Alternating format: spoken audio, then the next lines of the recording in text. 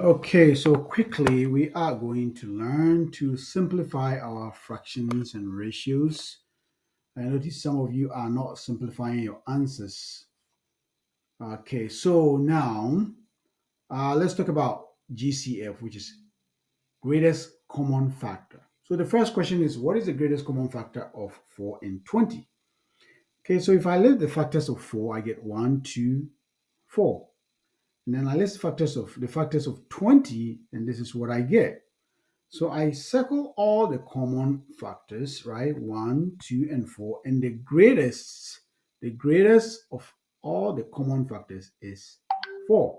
So GCF is 4. Okay, so try it. What is the GCF of 9 and 27? Pause the video, try it, and then come back and watch. So what are you going to do? You list the factors of 9. 1, 3, 9. Factors of 27. 1, 3, 9, 27. What do we do next? We circle the common factors, and then the greatest of all the common factors is 9. Okay, so how can we make use of this? Okay, so the third question is simplify 15 over 45. Okay, so if I know the greatest common factor, that would be the quickest way. Okay, okay. So the reason why we are simplifying that is this: the numerator and the denominator have common factors. Okay, the quickest way to simplify is if we know the greatest common factor of 15 and 45. Okay, so we know the factors of 15: 1, 3, 5, 15. 45 is 1, 3, 5, 15. Sorry, I think I missed one. 9, and then what? 45. And the greatest common factor is 5. Okay, so if I know the greatest common factor, I just take it and then I divide, and then I go ahead and I divide both the numerator and the denominator. 15 over 45.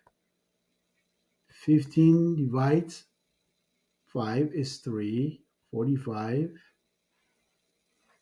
divides, oh, sorry, the greatest common factor, sorry, I think I missed one here. 15. So that's a mistake. Sorry about that. So it's a 5. So 15 is the greatest common factor. If I know the greatest common factor, then that's the quickest way. 15 divides 15, 1. 15 divided 45 is 3. It's 1/3. Okay, what if I don't know the greatest common factor? Okay, then what do? I use the divisibility rules. Okay, so I look at the number 15 over 45, and since they both end in 5, I know I can divide by 5.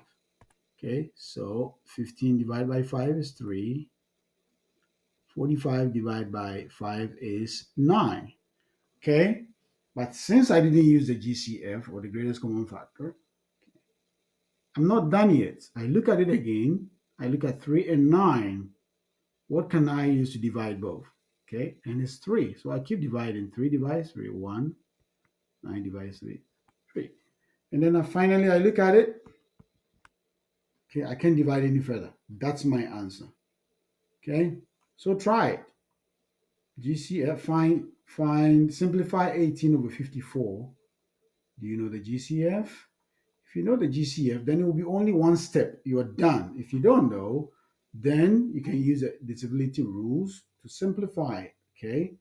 So if you start by 2, you say that they are both even numbers. So you can try with a 2. Or if you add 1 plus 8 equals 9, that means you can divide 18 by 3. And then 5 plus 4 is also equals 9. That means you can also divide 54 by 3. So that's another number to use. Okay, now when we go to ratios, okay, ratios just like fraction, it's just not written, instead of 21 over 63, we write 21 colon 63. It's the same thing, okay? If we know the GCF, straight away, what? This is 1, 2, 3. if you don't know, then you can use the divisibility rules. And what number divides both? You can use 3 or you can use what? 7. But the quickest is to use the GCF. Okay, let's do another one. Say write 45% as a fraction in its simplest form. Percent means what? Percent means per 100. So 45% is 45 over 100. Then I have to simplify it. Then I look at the number that divides both 45 and 100. So this one ends in the 5, that ends in the 0. That tells me I can use 5 to divide both. So 45 divided by 5 is 9. 100 divided by 5 is 20. So I look at it, can I divide any further? No, because 9 and 20 do not have any common factor, right? Okay, now that was percent and we put it as a what? Fraction. How do we go back from fraction to percent? Okay, fraction to percent, that means we want the bottom to be 100.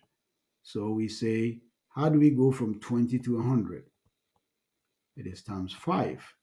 So we have to do the same on the top, times 5.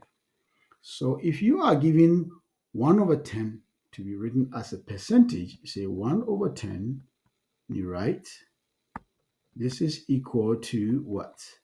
Something over 100.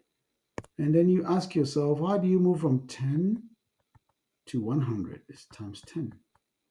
And then here is what? Times 10. So 10 over 100 as a percentage is 10%. 10 over 100 is 10%. So this 10 over 100 is not your final answer. When you get 10 over 100, it's written as 10%. Okay, try it.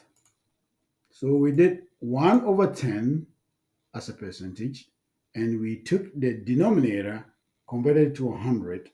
So how would you convert 4 over 5 as a percentage? Okay, what is that factor? Okay, all right, pause the video, try it, come back and watch. Pause it. Okay, so that will be what? That will be times 20 times 20. 80 over 100. That's not your final answer. You write 80%. All right. How do you write 35% as a fraction? What is it? Percent means per 100.